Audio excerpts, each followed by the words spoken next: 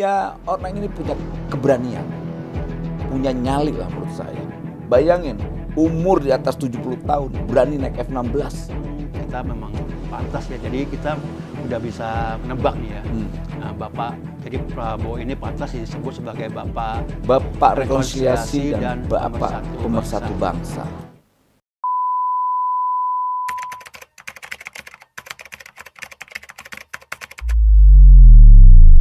Halo guys, salam NKRI. Ya.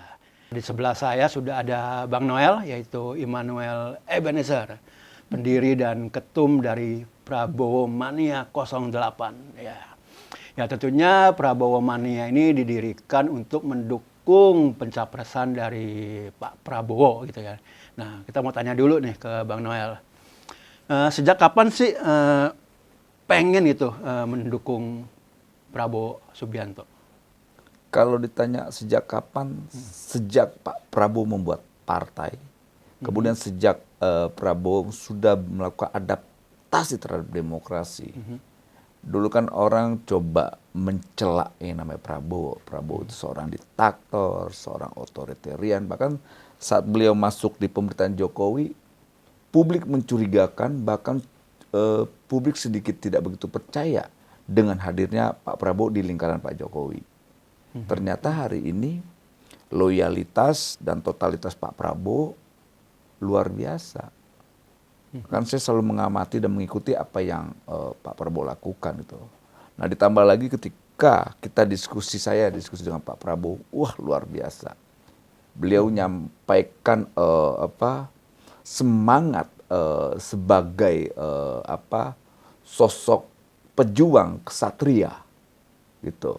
Seorang kesatria yang hanya memikirkan soal bangsa ini ke depan seperti apa. Dia tidak lagi bicara tentang masa lalu.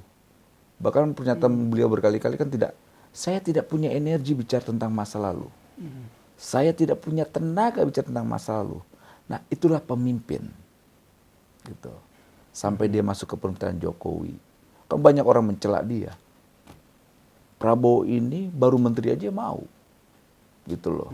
Artinya dianggap ada narasi orang menganggap bahwa Prabowo itu haus jabatan. Pas beliau jelaskan, saya jabatan sudah bosan. Bahkan beliau ketika ditawarkan bintang 4, orangnya tidak mau. Buat apa sih bintang 4? Kalau cuma seremonial buat lucu-lucuan, nggak ada gunanya. Dia menyampaikan itu. Saya hanya ingin mendedikasikan hidup saya untuk bangsa ini. Tidak lebih dari itu. Soal apapun sudah beliau miliki ya. Kalau tadi dibilang mendukung sejak Pak Prabowo bikin partai, itu mungkin udah ada udah ada keinginan melihat satu hal yang baik, positif dari Prabowo ini ya. Yeah. Walaupun waktu itu kan ada di pihak seberangnya ya, Yeah. yaitu di pihak Pak Jokowi waktu itu. Tahun 2014 ya. 14, 19. Ya. Saya berseberangan dengan Pak Prabowo. Gini, untuk menguji orang itu kan tidak bisa dengan instan. Ya. Pak Prabowo itu adalah pemimpin yang tidak instan. Betul loh. Pak Prabowo ini lahir dengan sebuah proses politik yang begitu luar biasa. Dia dihina, dia difitnah, dia ditikam dari belakang, dia ditipu. Segala-galanya. Orang ini banyak nolong orang. Ketika dia dihabisin, ada orang yang nolong Pak Prabowo? Nggak ada. Semua lari, kabur. Tapi ketika bangsa ini dalam kondisi kemelut, dia hadir. Dia hadir dengan jiwanya. Makanya apa yang disampaikan Pak, dulu tokoh bangsa kita Gus Dur, Abdurrahman Wahid, dia bilang, Prabowo ini orang yang paling ikhlas. Ya. Tokoh yang paling ikhlas. Dan itu terbukti. Dia ya maaf lah ya, dia banyak ditipu tuh sama sekelilingnya. Dalam proses politik, perjalanan politik. Saya yakin ini orang pasti punya traumatik, tapi enggak. Dia enggak peduli dengan celaan, caci makian, dan sebagainya. Dia tetap teguh dengan apa? Prinsip yang dia miliki. Yaitu apa? Dia akan mengabdikan hidupnya buat bangsa ini. Itulah patriotik. kepentingan negara, kepentingan bangsa ini di atas segala-galanya. Dia seorang patria omerte. Apa artinya? Kalau bahasa Che Guevara itu yang terkenal, itu kepentingan negara segalanya. Gitu. Ya. Ya, ini mungkin nanti kita jadikan judul episode ini adalah Mundur Selangkah untuk Indonesia Maju. Ya, jadi kalau kita melihat Pak Prabowo ini kan sempat menjadi rival paling keras ya dari Jokowi ya, dua kali pemilu, 2 kali pilpres, 2 kali ya. pertandingan. 2 kali pertandingan, 2 kali kontestasi itu paling keras. Tapi kemudian mau-maunya dia merendah jadi menteri gitu kan, menteri pertahanan. Ini kan bisa kita anggap sebagai dia mundur selangkah untuk Indonesia maju ya kan. Seperti yang tadi dibilang bahwa demi tanah air. Iya, demi NKRI. tanah air, betul. Nah itu beliau ini kan banyak referensi ya. Pak Prabowo ini kan bukan militer yang ansis sebagai militer dalam kacamata orang awam. Wah dia cuma megang senjata, tembak-tembakan, tidak. Orang ini suka baca buku. Makanya referensi dia, kenapa saya harus merasa terhina menjadi menteri? Orang saya buat mengabdi buat bangsa ini. Dia belajar soal Amerika, Abraham Lincoln versus Seward waktu itu. Ya, Kemudian William dia belajar Seward, juga soal Shogun. Ya. Saat itu antara pertarungan siapa nih? Toyotomi Hideyoshi dan Tokugawa. Lantas kemudian juga dia belajar dari sejarah Cina antara Mao Zedong dan Deng Xiaoping. Itu kan luar biasa dia bilang. Rivalnya Abraham Lincoln itu, Seward itu, dia dijadikan menteri luar negeri. Itu kekuasaan ketiga di Amerika itu selain presiden, wakil presiden, ya menteri luar negeri. Gitu. Orang ketiga ya. Itu musuh bebuyutan yang dia libatkan dalam pemerintahannya. Pertimbangannya apa? Buat Amerika. Begitu juga Pak Prabowo. Kepentingan Pak Prabowo untuk masuk dalam kabinet, kepentingan buat bagaimana bangsa ini biar satu. Tidak lagi terjebak dengan polarisasi-polarisasi yang hanya merusak energi bangsa ini. Yang dirugikan kan selain bangsa ini dan demokrasi. Dia belajar juga kasus Shogun. Demi pertarungan ini udah head to head mereka.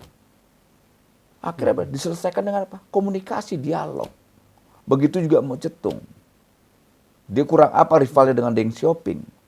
Dia kasih tuh jabatan tertinggi di PKC, Partai Komunis Cina, sebagai sekjen.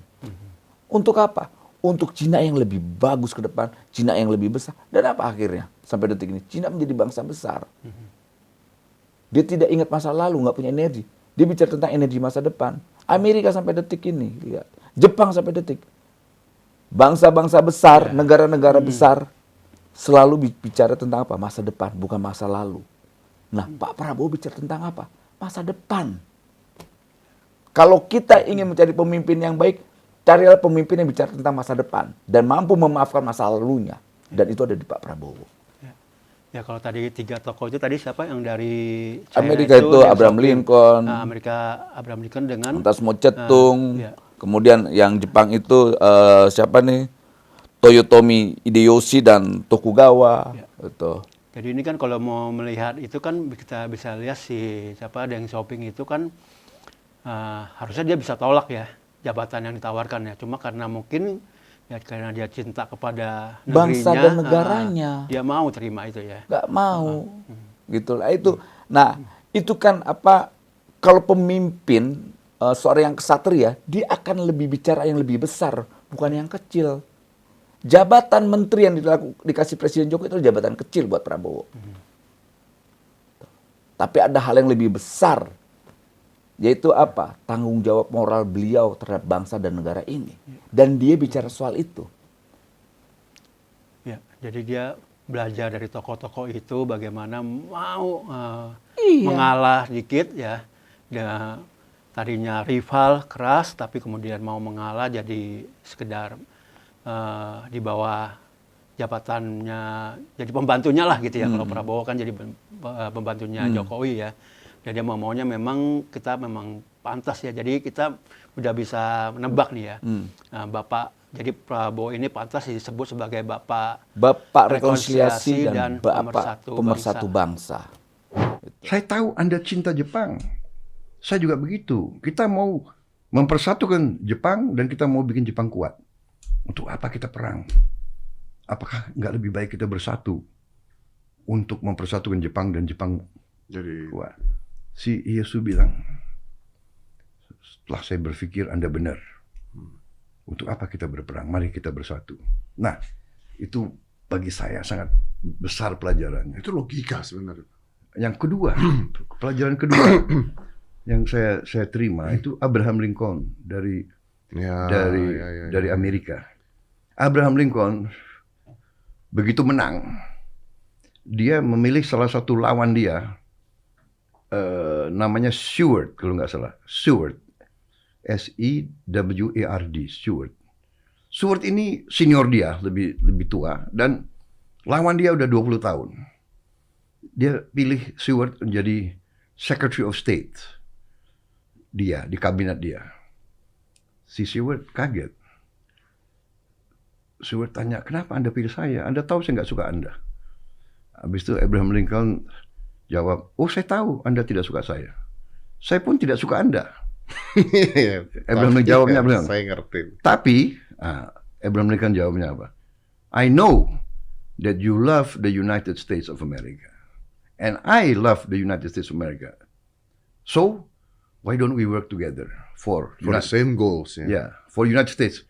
You sebetulnya bukan mengabdi untuk saya. Kita berdua mengabdi untuk Amerika Serikat. Itu saya juga belajar. Oh, begitu ya. Negara besar ya kayak begitu. Gitu. Iya. Apa yang Bang Noel lihat lagi dari sosok Prabowo ini bahwa dia bisa cocok sebagai seorang bapak pemimpin yang rekonsiliatif gitu ya, dan juga bisa mempersatukan bangsa ini? Ya orang ini punya keberanian, punya nyali lah menurut saya. Bayangin umur di atas 70 tahun berani naik F-16 yang kecepatannya itu supersonik.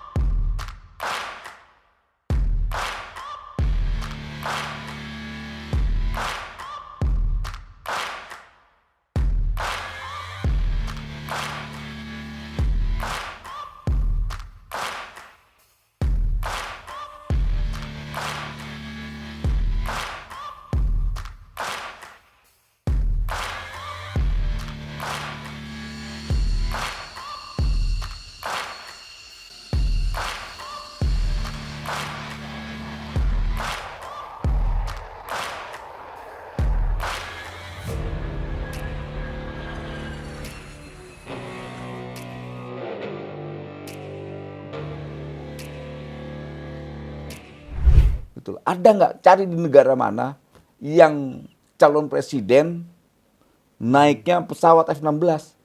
Itu gila itu. Itu luar biasa. Itu. Makanya orang bilang dia udah tua, kan dinarasikan dia udah tua, udah lelah. Oh enggak. Energi dia buat bangsa ini tidak mengenal umur. Karena itu bicara tentang apa? Bangsa ini ke depan. Toh dia akan mengendalikan perintah eksekutif. Dia tahu mana-mana persoalan bangsa ini yang harus diselesaikan. Apalagi beliau menyampaikan, saya akan melanjutkan apa yang sudah dilakukan Jokowi. Beliau sering menyampaikan juga soal, saya belajar soal apa yang dilakukan Jokowi. Ya. Orang ini kan suka belajar. Pemimpin itu begitu. Kesatria itu harus seperti itu. Dia mau belajar. Itu dia harus menempatkan egonya. Nah, ini yang penting nih. Itu dia berani menempatkan egonya. Padahal dia merasa dia lebih tua, lebih pengalaman, dia udah jadi pejabat sejak zaman Soeharto gitu ya, udah jadi menantunya presiden waktu itu kan. Dan sekarang dia mau gitu merendah di hadapan Jokowi gitu kan, yang mungkin usianya terpaut 20 tahun. 20 tahun. Iya kan?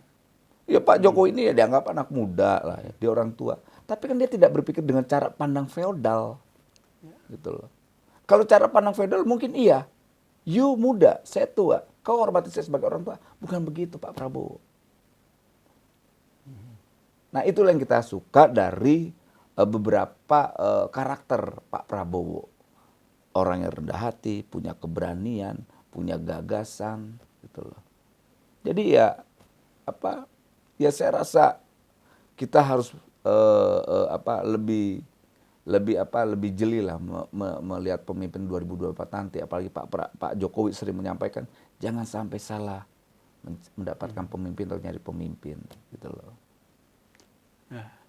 Ya ini memang akan pilihan yang ke depan orang akan lebih melihat kapasitas seorang tokoh yang akan kita pilih gitu kan, bukan lagi masa lalu mungkin kita rival, masa lalu mungkin ya setiap orang kan punya kelebihan dan kekurangan ya, ada hal baik, ada hal buruknya ya.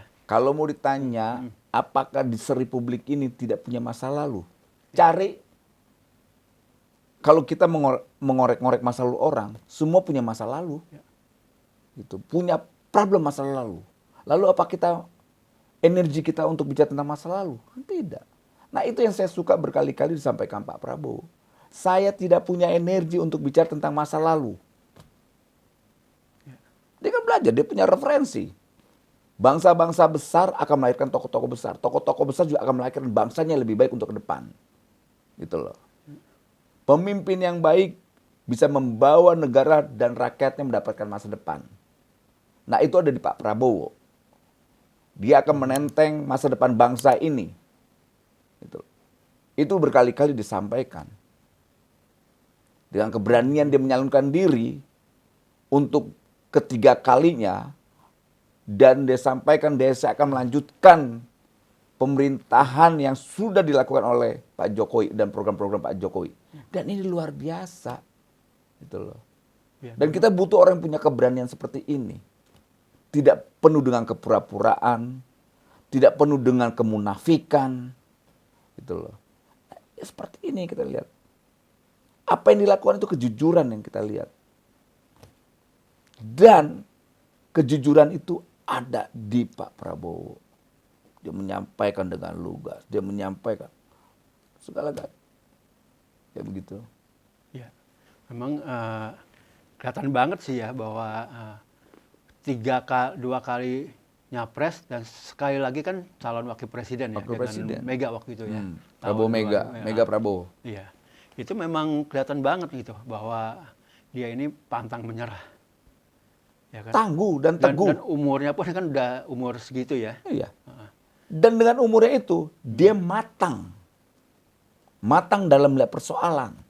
Matang dalam menghadapi segala persoalan. Gitu. Jadi kalau orang bilang, Prabowo tua, atas jalan, tidak. Justru dengan ketuaannya dia, itu membentuk dia semakin matang. Bayangin, umur segitu naik F-16. Iya. Kelapa makin tua makin... Kelapa makin tua makin begini. Gitu. Dia prinsipnya kan seperti pohon kelapa Pak Prabowo ini. Apa yang nggak bisa digunakan dari pohon kelapa? Dari daunnya, sampai akar, sampai batangnya, sampai buahnya, sampai serabutnya, sampai semua. Nah, itu ada di Pak Prabowo. Gitu. Jadi kesimpulannya adalah Prabowo ini memang udah paling top lah ya, menurut. Tidak top, tapi orang ini akan menjadi jawaban persoalan bangsa ini ke depan. Makanya saya selalu menyampaikan, ini tokoh rekonsiliasi. Jadi tokoh pemersatu apa masalah bangsa ke depan yang perlu diselesaikan oleh Prabowo? Salah satu rekonsiliasi. Ini kan polarisasi dampak 2017, 2019. Nah, Pak Prabowo menjawab persoalan itu, ayo kita bergandeng tangan. Gitu loh. Dan itu sudah dilakukan oleh Pak Jokowi dengan melibatkan Pak Jokowi. Itu saya yakin, itu pergolakan sangat. Itu ada banyak banget sekali pergolakan yang dihadapi Pak Prabowo ya. Itu pasti pergolakan dalam dirinya lah. Itu loh. Bagaimana kalau saya masuk? Saya yakin itu pergumulan cukup besar yang dihadapi oleh Pak Prabowo. Nah, begitu juga waktu itu kita sebagai pendukung Pak Jokowi, apa nih Pak Jokowi kok begini ya? Pak Jokowi mengkhianati kita yang lawan Prabowo. Ternyata kita diskusi dengan Pak Jokowi, jangan, ini kita bangsa ini nggak bisa saya sendiri mimpin. Nah, ternyata Pak Prabowo juga begitu jawabannya. Persis yang tadi Abraham Lincoln dan siapa Seward itu. Kalau buat kepentingan bangsa ini saya yakin sama semua. Ya sudah mau ngapain? Apa harus terus berkelahi?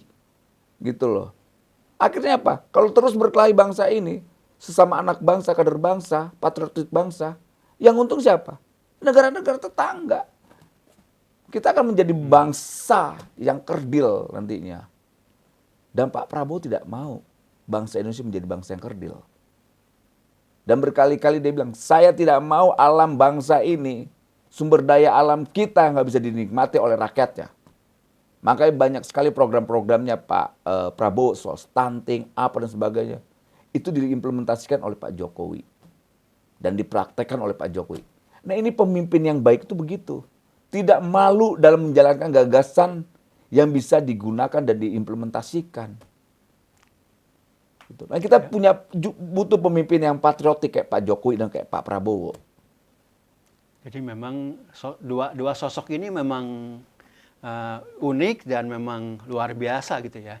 Tadinya rival tapi bisa saling bergandengan dan sekarang saling memuji, sekarang saling apa ya dibilang ya.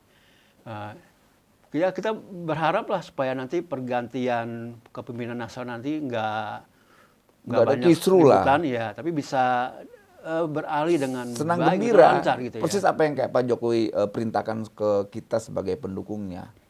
Hadapi demokrasi itu dengan riang gembira, bukan dengan hujat-hujatan, nyebarkan hoak, gitu loh.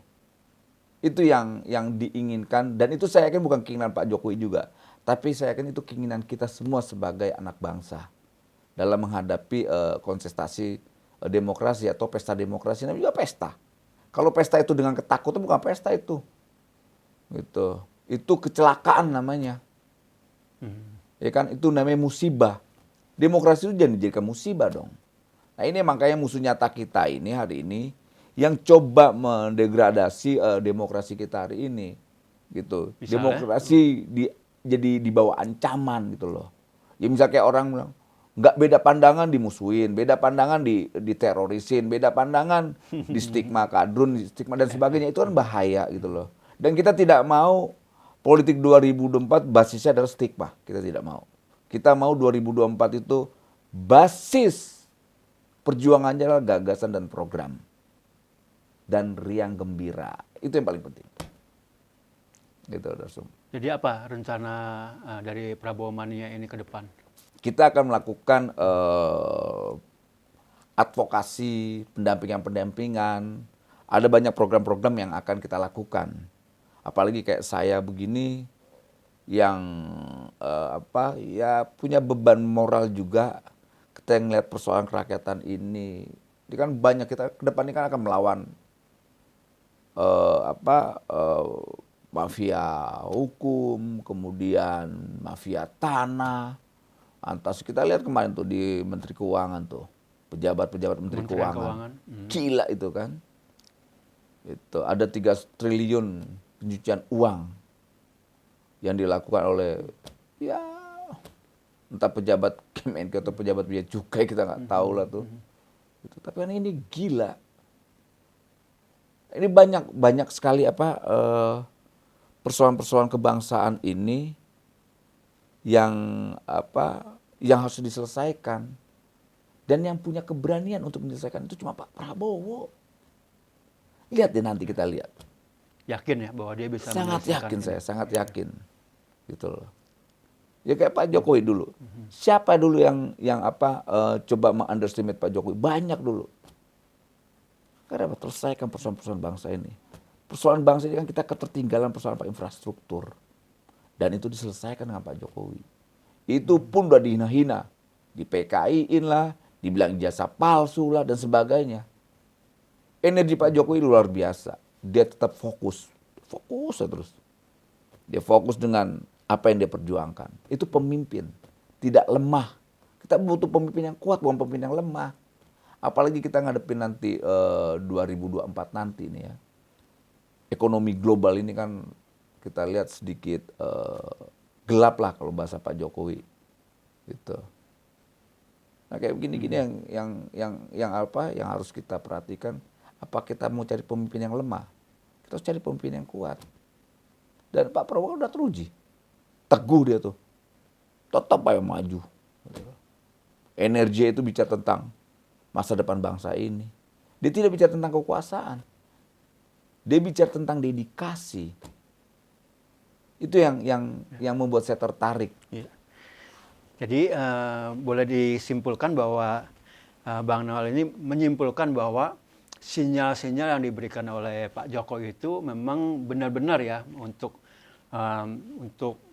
mendukung Prabowo sebagai calon presiden ya Gini, untuk ke depan ya. Jadi bukan sekedar gimmick-gimmick aja gitu kan. Pak Jokowi Dia benar-benar. itu juga tidak akan mau gambling dalam melihat atau dalam memandang masa depan ini ke depan. Gak mungkin dia mau mendorong orang yang salah gitu loh. Jadi saya yakin sekali beliau akan menempatkan orang yang terbaik buat bangsa ini. Tuh. Dan saya yakin pilihannya ada ke Pak Prabowo. Oke, ya kita berharap lah bahwa apa yang disampaikan oleh Bang Noel tadi itu benar-benar akan terwujud nanti.